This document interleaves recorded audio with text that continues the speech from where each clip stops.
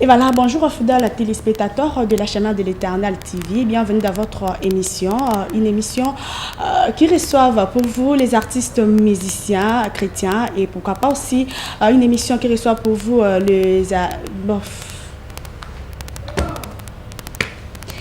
Bonjour fidèles téléspectateurs de la chaîne de l'Éternel TV, bienvenue dans votre émission Elohim de l'Éternel, une émission qui est présentée par Gina Molumbe, le capitaine de la presse congolaise, une émission qui reçoit pour vous les artistes musiciens chrétiens, reçoivent pour vous le pasteur, le prophète qui se trouve ici dans la ville-province de Kinshasa, mais pourquoi pas aussi de Brazzaville et de la République démocratique du Congo. Alors pour aujourd'hui, fidèles téléspectateurs, fidèles internautes qui nous suivent depuis leur portable, je reçois pour vous l'artiste musicien frère Bati Poyi, qui est notre premier invité. Avec lui, nous allons parler de son parcours dans la musique. J'aimerais bien Yemoko à Loba, parce que nous avons Loba na place naye sans plus tarder, comme Nazanaye. Et puis je vous signale aussi qu'il est journaliste à la RTMV et il est aussi artiste musicien. Malelo, tu es lié dans compte, il y a musicien chrétien, Andimi Kopé Sabolini, et pas il y a Seigneur Andimi a sacrifié Pembe Naye, et pas il y a encore pour un commentaire. Alors sans plus tarder, n'a déjà copié ça. Bonjour et pas à frère Bati Poyi. Bonjour frère Bati Poyi. Bonjour maman Gina. Bonne santé frère. Santé très bien et puis bonjour na chemin de l'Éternel TV. Et laisse que la paix de notre Seigneur Jésus-Christ soit votre partage. Voilà. Ok, merci beaucoup frère Bati. Premièrement, merci. Respecter plutôt invitation et émission Nabiso Elohim. Merci beaucoup. Ok, voilà. C'est à moi de vous remercier aussi. Ok, merci beaucoup. Quand même, téléspectateurs, il y a chemin de l'Éternel, sur na poto partout dans le monde. Balandaka frère Bati Poyi, ebi frère Bati Poyi na YouTube, balandaka quand même album na yo puis banzemu na yo ya kitoko o salaka. Mais quand même besoin tant besoin qui est frère Bati Poyi, to découvrir quand même frère Bati Poyi, qui est frère Bati Poyi. En tout cas, merci pour la question, Anna. Ils ont vraiment live. Mais quand même, je vais quand même synthétiser en gros, oui, en résumé. Qui est frère Bati Poyi? Frère Bati Poyi, c'est un artiste musicien chrétien qui évolue au sein d'une église, l'église armée de Victoire, là où conduit le pasteur Coutinho Fernando. Mais pour son parcours, frère Bati a bandi musique vraiment musique. Et frère Bati a bandi musique dans Wazaki Moualamuke. Déjà à partir de l'âge de 8 ans, frère Bati Poyi a bandara déjà Koyemba. Et pourquoi à l'âge de 8 ans? Parce que je suis un artiste inné. Donc mon papa fut un artiste musicien. Il a évolué dans OK Jazz. OK Jazz et azali na kati ya OK Jazz comme on est zalaki John Poyi et paix à son âme parce que ça koufa déjà mais à partir déjà âge à 8 ans on a bandé déjà carrière dans la musicale. Carrière musicale à âge à 8 ans on bandé koyembela parce que le lot tozuyo aux artistes chrétiens mais on bandé koyembela olandaki lokola papa te. Oui, parce que nazaki déjà chrétien parce que on a kolimi na maman et maman déjà dès le départ à l'accès on a déjà nzela nzambi. C'est ça. Donc depuis mon bas âge jusqu'à ce que je suis aujourd'hui et donc j'étais déjà dans les seigneurs jusqu'aujourd'hui. Ouais, bien sûr déjà. Quand même malgré maman l'accès kio déjà nzela nzambi na bomwana nyoso.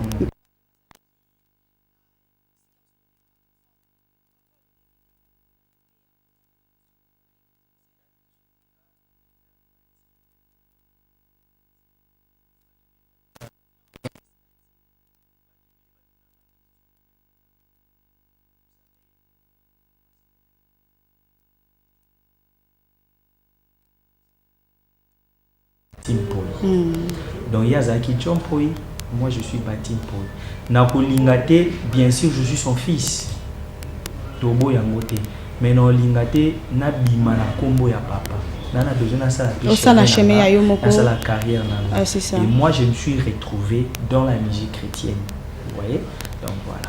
Ok, merci beaucoup frère Bati, on est capable de découvrir mais moi parcours na yo parcours ya frère Bati pour voilà a bandi musique na 8 ans bien sûr mais après 8 ans bande ko évoluer ndenge nini tina ndenge lelo monde entier moi je peux dire ça et puis na Kinshasa bandi nous obet album ne uti ko bima awa je m'excuse le frère Bati pour début à carrière nanga ezalaka donc tozala bana mikie nazala ko évoluer na CFMC donc pour maman na biso nde babandaki vraiment CFMC na maman olangi et tant CFMC est bandi ezalaka na komi na lingwana et quand j'étais moi na moke wana tozokende na maman et na banda déjà koyemba kuna après tant tozokola oyebi kaka bomwana et nazongi sur une église catholique à partir de l'église catholique nous avons des formations na côté chorale na bandi ko évoluer na chorale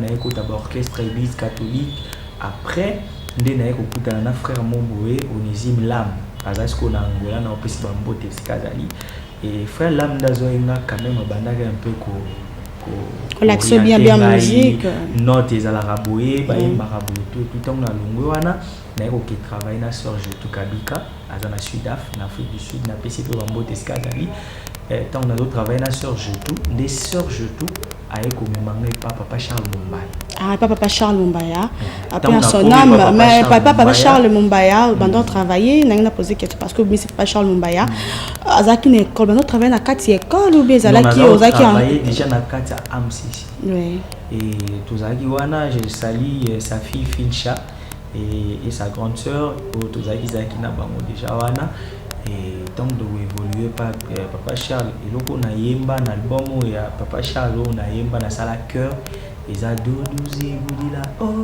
oui doduzi budila olo yemba ngana sengi na yo ya we fumbolela ngai mwana voilà OK donc c'était là où nzembo ngana sala cœur na l'album wana et c'était parti à partir ya papa Charles Mumbaya ndina kikukutana na wana olongwe kaka na musique chrétienne pour makambo za randenge ba parcours pe wazala ki pa ya papa Charles Mumbaya chemin comment ko luka chemin ndenge ni donc tozo luka ndenge ni ko se positionner quoi parce que la musique tant tozo kola ba série wana en tout cas ozo luka yo ko bimisa mutu alors et le ezaki vraiment important moi pressé pezala qui hein non ezaki pressé qui non bango pe baza quand même ko fondre na na besoin na fondre quelque part ceux qui posent travailler na ba grand on m'appelle grand ngelo na zo luka ezaki excellence ba mona ngapi na emina papa Charles ba mona ngapi na travailler na frère Cool Matope vous comprendre donc tant aux autres travailler na bango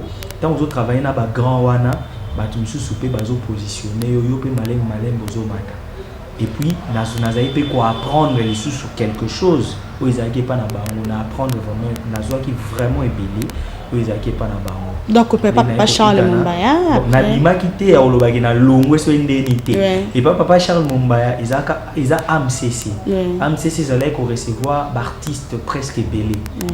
Veni na bisike belé boye bosangani AMCC zaki association de musiciens chrétiens du Congo où ils appellent Lelo donc voilà donc papa Charles les agité groupe naie toye tozo yemba non après ni naie travailler na frère Cool Matope et ba sera bisaka album ni papa telema osala mbika mwakati na bomoi nanga après nde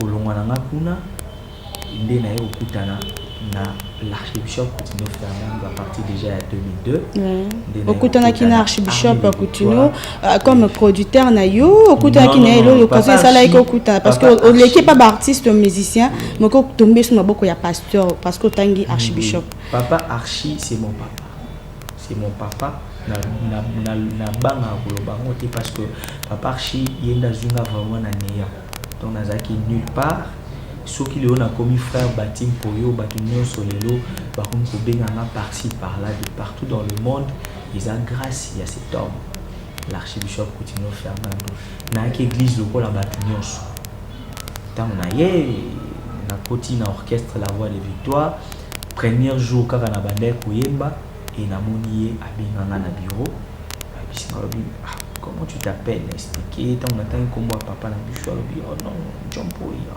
mais Et sa femme, c'était ma soeur et tout la question. Voilà. Et à partir de là, on est quand même là, c'est retrouvé dans armée des victoires jusqu'à aujourd'hui. J'ai fait pratiquement 12 ans dans l'armée des victoires. Et voilà. Ok, merci beaucoup fidèles téléspectateurs. Je vous signale que je suis avec le frère Batim Poyi, le président du groupe La Tribu de Jida, au Tozani Plateau Awa. Alors, frère Batim Poyi, après avoir parcouru notre Kiango, au église ebélé, au artiste ebélé, mais il y a bisa biso et le connaît ce que peut ça qui pour ça parce que malgré que ça ou le façon à se positionner, au m'appelle le col albaninga mususu, mais il y a bisa biso le connaît vraiment pour ça qu'il faut ma casse motiver pour que vous gardez toujours monde wana musique au baby ça on te gardant toujours. Donc au pousser la musique d'abord na mona ngo eza na mona ngo te musique c'est ma vie. Na lo ba soki lelo non na komi mutu na vie et puis na ozala mutu na vie eza par rapport il y a art ou nazana par rapport il y a musique. C'est ça. Vous voyez? Donc na lo ba ngo que Ngai, je suis Nathan Bakla, je suis licencié en relations internationales, mais dans le que non classe tendé et au sein de la Zalamout. Donc musique il est ça là. C'est la musique mais au sein de la frère Bati Nazalamout. Il y a moi on a pris ça quand on a gagné sur la musique, on a pris ça la musique valeur, donc on a tiens on peut la place là. Non, on a idole la frère Bati Poyi. Ouf, idole à négocier dans le cas papa Nangai parce que j'aimais sa façon de chanter. Vraiment, j'ai aimé. Donc, quand même, na mekola et moi moké. Nandé nazalanga, nazalanga, frère Batim Poyi. Mais moi qui y ai peu moi moké, et ça rappelle moi bien.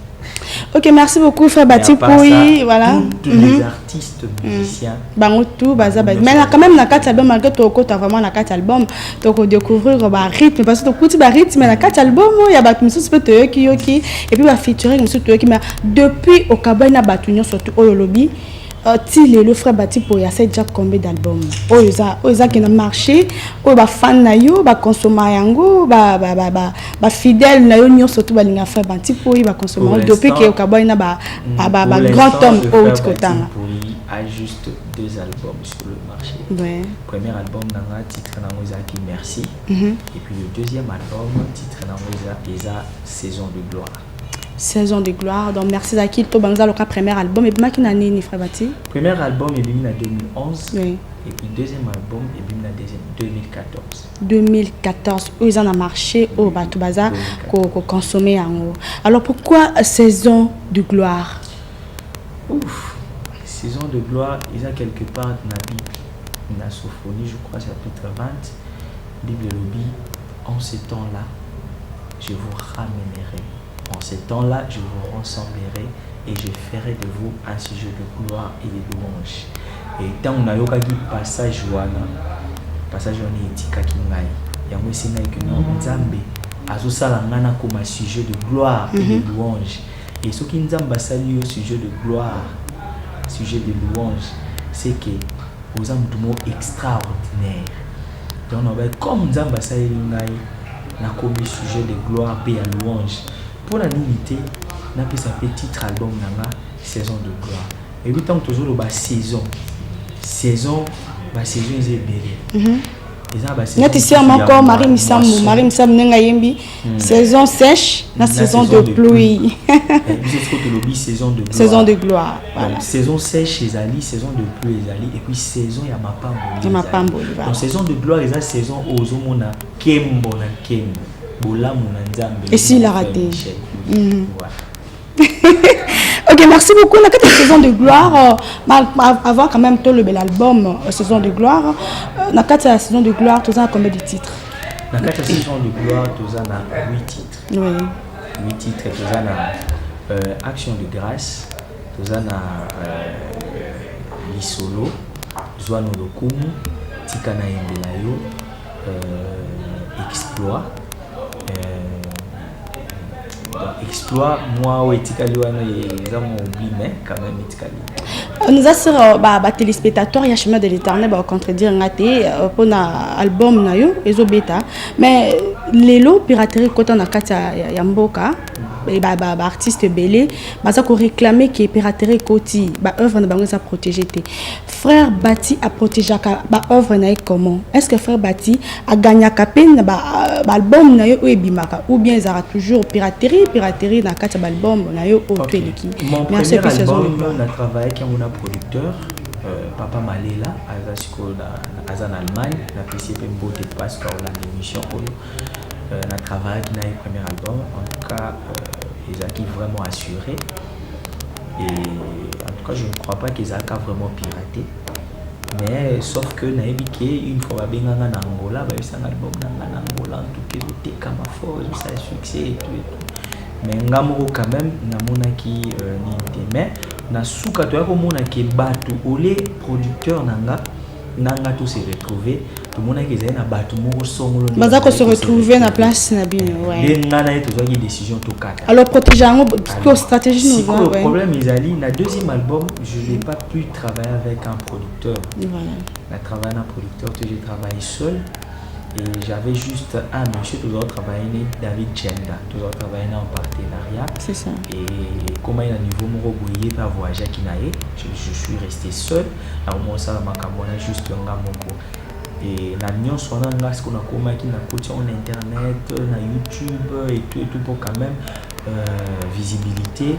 Bah tu vas comprendre que frère Bati pas yemba ça la pour dire nga vraiment na évité mais je sais que piraterie ça partout ce que le but que va pirater kaoté je ne sais pas ce qui est ça solo mais moi je crois que beaucoup plus biso ba chrétien le kolanga album nanga na sala na mpona pour propager évangélisation vous voyez donc na évité évangile selon ndenge tout ça là ngo eza pour propager évangile ya Nzambe qui est liboso tout est à sa malam na nzela loyembo et là vraiment liboso na sala moi je fais pas la musique d'abord pour gagner quelque chose parce que ça la sauté tout ça sur na ba producteur en tout cas bazo linga sou pena ko produire des banda makamba ba combattant banda na poto donc frena mais babina bino moko pe bino bozo ko ta piraterie hein producteur aye a pesio quand même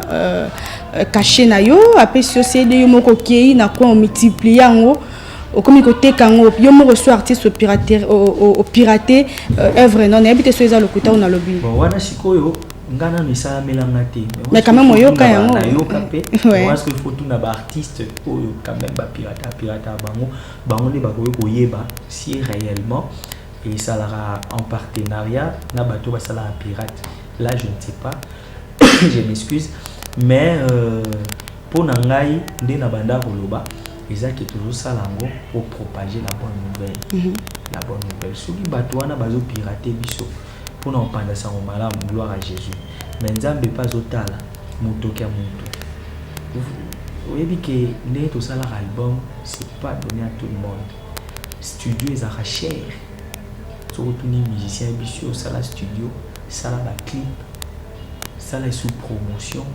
Je vous dis, c'est pas donné à tout le monde. Donc il faut vraiment qu'on dépense. Et mon token mon tout. Oh ya monnaie les passe. Tant que yo sco ça les locaux ana. Yo au monnaie les mo passité en plus au monter quand moi pour yo liambo. Et ça malédiction. Ok, merci beaucoup frère Bati Poyi, tozongela quand même to lobaki na kata album ben na album na yo saison de gloire ils ont combien de titres il y en a 8 titres quand même to rolunga to zo ata titre moko na so yo moko sa choix titre to rolanda lisolo na le frère Henri Papa na frère Henri Papa. OK voilà fidèles téléspectateurs suivez Lisolo avec la chanson Lisolo avec frère Bati Poyi. C'est parti puis on se retrouve tout juste après. Tout Vous êtes là 20 minutes. Est-ce que vous m'avez dit? Eh, bien? Vous êtes là 30 minutes. Papa. C'est un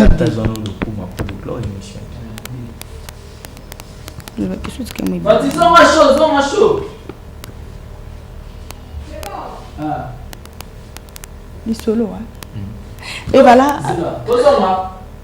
3, 2, 1. Et voilà, c'était la chanson Lissolo de notre frère Bantipoyi. On a rappelé Binoki, Aza, président Aya Group, la tribu de Jida.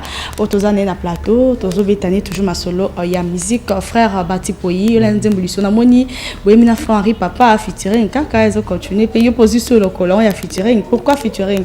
On a remis un album, ton délit. Non, ils ont pas un album, mais featuring, ils ont bien. Featuring. Et ça là que tout est pas grâce ou ils pas baninga. Oyebi frère Henri Papa azana grâce. Plus grâce au ya frère Bati et ça li bombe. Vous voyez? Moko batuba na comprendre raté. Ko ça featuring les a bien et positionner un peu moto. C'est ça. Frère Henri Papa azana ba fan nae, ana bato balingaki belé. Celui quand même na yebi nae na roko tapé place bato nae bazali. Si on a mis par exemple na sœur Sandra Mboui. Sœur Sandra Mboui place na bateau yaye. Bateau yaye ba on découvrir peu frère Bati. Si on a mis na frère Mike Kalambai. Mais moi mon terme beza la raté côté featuring moi ko futa té frère Bati le ko beng singai nanzi no potan album était comme frère Bati m'to gagner plus c'est frère Henri Papa té est-ce que ça la payant ils la non gratuit té sur pas Bati mususu ils la payant mais chez moi ceux qui na béni bande konanga na béni bango que non ça na binaza besoin na yemba na yo en tout cas ba exiger non mon frère en tout cas je vais passer sans problème sans problème. Okay. Peut-être tant mususu ngamoko peut-être na rolo ba que non mon frère futa ta transport na bombela ko transport soit carburant mais on lo ba ke yenda senganga non bandim lokwa ototo ka ali solo source d'inspiration à frère Bati.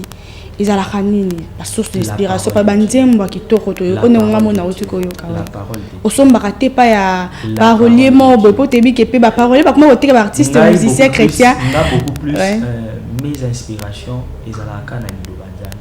Si je suis dans l'église et nazo la namate ya sokiza na elo mo boy ta mususu musa na nzamba lobi musa nzamba kolo ba parole mo abi ke non les autres là sur la grâce par exemple. La grâce a bandu décortiquer on a sur na kani grâce wana na bandi sujet développement et conclusion. Directement composé nzembo.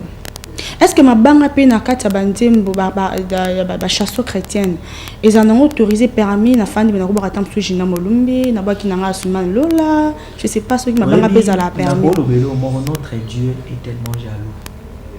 La jaloux makasi na raté gloire na yeba pesa ona mutu mususu mabanga eza bien na contexte moko eza pe mabe na contexte moko contexte moko eza mutu mususu azobwaka mabanga azokumisa mutu wana ozomona mais na contexte mususu mais quand même producteur na yo frère Bati a produire yo na contexte mususu bien sûr que nzamba za na mais producteur fait quand même c'est un petit dieu on peut dire non na contexte mususu ezali ouais eza que ozo sala ngo pour la gloire de Dieu ozo bwaka mutu pour la gloire de Dieu ozo kumisa mutu te ozomona siko ebele ya bato bazalaka soka azo bwaka libanga azo kumisa je salue. Par exemple, je salue le prophète de Dieu, char de feu, char de combat, vous comprenez. Mais quand tu dis, par exemple, je salue le pasteur Coutinho Fernando, Salila Nzambe na yo, Komisa Nzambe na yo, tu vois, ça donne gloire à Dieu, gloire à notre Seigneur. Mais quand aux jusqu'au pasteur ou à nous bandu kumisa ou bandu bois qu'il est loge n'andé mwanza mais quand on est sur kumisa nzambe te ou kumisa au pasteur ou soit comme kumisa frère. Voilà, donc contexte il y a bien ça que ça là est pour la gloire de Dieu. Ma difficulté ni au frère Bati à kutana nango nata ya studio la musique na ko en général. Les difficultés sont énormes. Ouais. Sont vraiment énormes. Vous savez co-réaliser quand on a le co-réaliser album c'est pas donné à tout le monde ce que monde nous réaliser album à celle clip bêter les maboko attendez moi na batu ba finga mais bêter là quand même maboko oh atala nzembo kai na papa lekine na tata mosna à ça quand même exploit c'est pas facile nous avons un problème sérieux le problème des finances le problème des moyens on n'en a pas. On n'en a pas. Toujours ça lango parce que tu lingi nous ça la biso. Mais tu n'as pas musique et ça passion et ça vie na lingi en moi on a ça là. Soit na linga qui ont été j'allais déjà abandonner. J'ai fait déjà 20 quelques années dans la musique. Soit na oti kamote parce que ça nous mettre les carana ba difficulté énorme. Pourquoi ça vous appelle un bon? Vous en bon côté mon frère Bati. Vous en bon côté. Au ça album au ça la ngokaka. Au salon on se connaît nos côtés studio on est. La produire comment peut passer.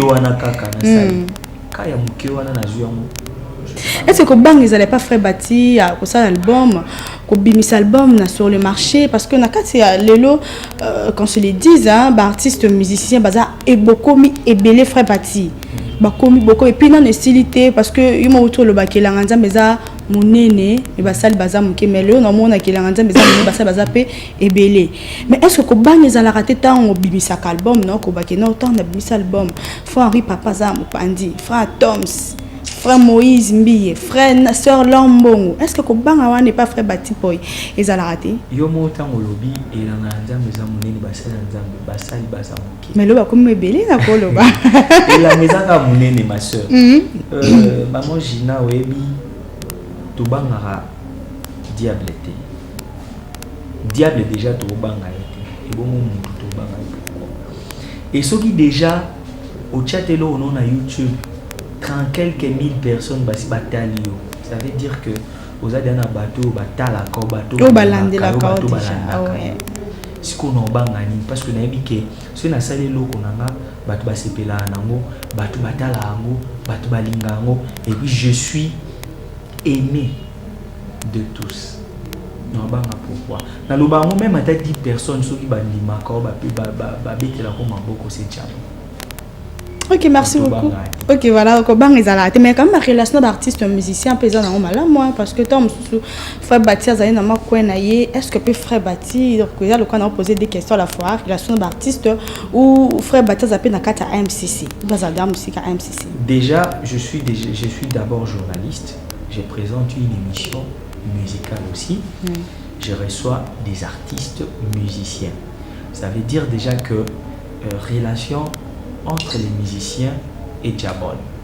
On a bien les musiciens et puis surtout les musiciens sont même en étranger ah frère Bati en tout cas frère Mogoudou Benjamin outi Angola bien outi na témoignage nanga depuis Angola qui nazara bien nazara sérieux nazara mutema malamu et puis ceux qui battu baé awa ba musiciens ceux baé awa nazala na bango. Mais quand même on a 4 MCC on ça dira na 4 MCC. MCC AMCC AMCC oui.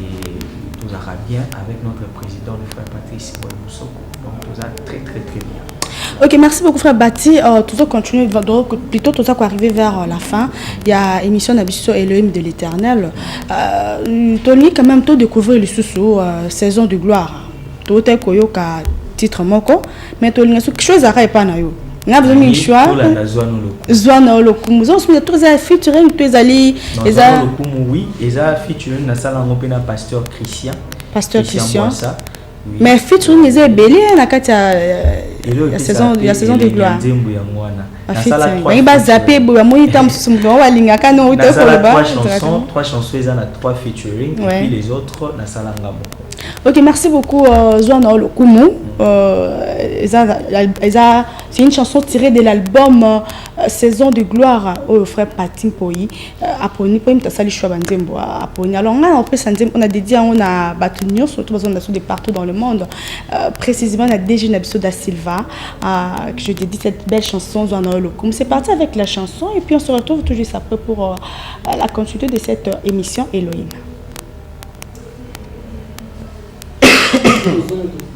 Tout de clôturer.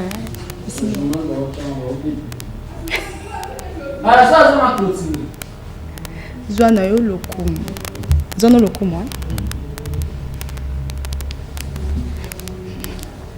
3, 2, 1. Et voilà, nous sommes de retour, frère Bati Poyi, Zwana Olokumu. Oui, mais on a frère Christian.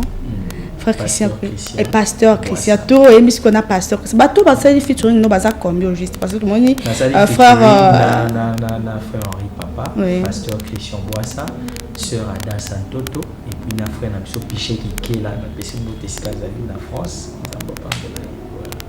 album déjà ça déjà 4-5 ans sur le marché au télé au fan na yo bazo consommer mais projet ce soit album surtout je suis déjà dans le préparatif parce que on a bandi déjà studio on a préparé déjà notre album ou déjà tous les cadres la chaîne de l'Éternel on a fait ça mais tout ça on a besoin de soutien mais trop pressé hein non déjà mais net album on a moins de la promotion Kitty hein déjà 5 ans ça veut dire 18 ans on est ça collé ouais dans la minute où tu comprends on a besoin tout ça l'album ou sous na nzambe pe bazozela mais tout ça juste on a besoin de soutien na bango et ceux qui payent aux producteurs au lieu que non ngai par rapport à émission on a ina produire le frère Bati vous avez le bienvenu en tout cas on a été sur un repris c'est déjà numéro non c'est pas grave en tout cas ça nous on a plus 243 81 45 11 882 plus 243 81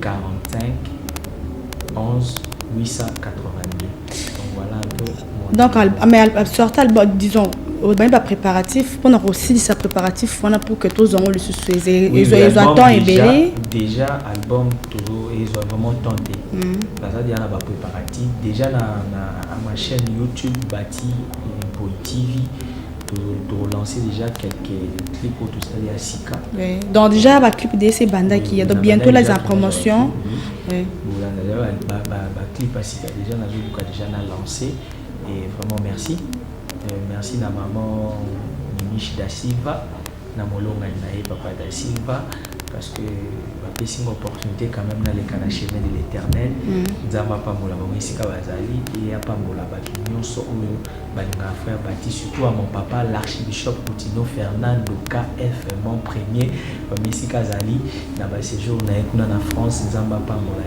voilà bato bele ba découvrir na nzembo oyo kolonga ina komisio et ça une des compositions il y a pasteur l'archibishop Coutinho Fernando il y a composé Kango alors à Tchengana Yembango il y a mot quand même et il y a un monde entier qui par rapport à Nzembo.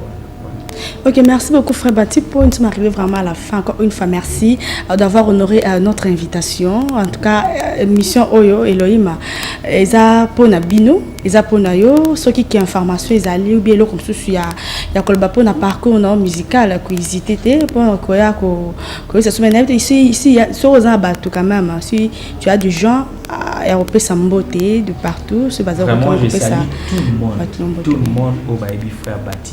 Na boy autant na ba combo parce que vous êtes tellement ébélé sinon bina bandalelo liste sur le lobo pesa ngait donc la pesi nous nyonso bolinga frère Bati boyebi frère Bati pour la pesi nous nyonso ba shalom ba mbote sika bozali nzambe nanga apambola bino toujours soza besoin soutenir biso au bengi biso na plus 243 81 451 18 82 voilà. Ok, merci beaucoup fidèles téléspectateurs de la chaîne de l'Éternel et de l'émission Elohim de l'Éternel.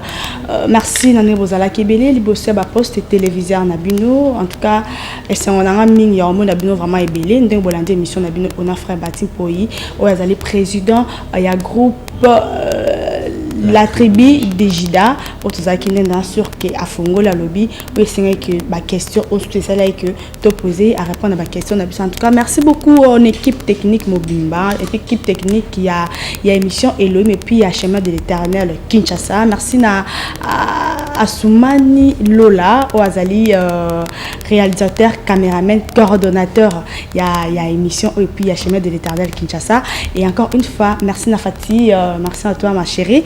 Et t'as quand même que trop pressé sans dire merci à maman Mimiche da Silva merci à maman et encore une fois à la DG papa da Silva merci aussi à vous papa et pour une autre rendez-vous de cette émission Elohim de l'Éternel on se retrouve prochainement Najina Molumbe Oyazali présentatrice il y a émission Elohim de l'Éternel na bon tout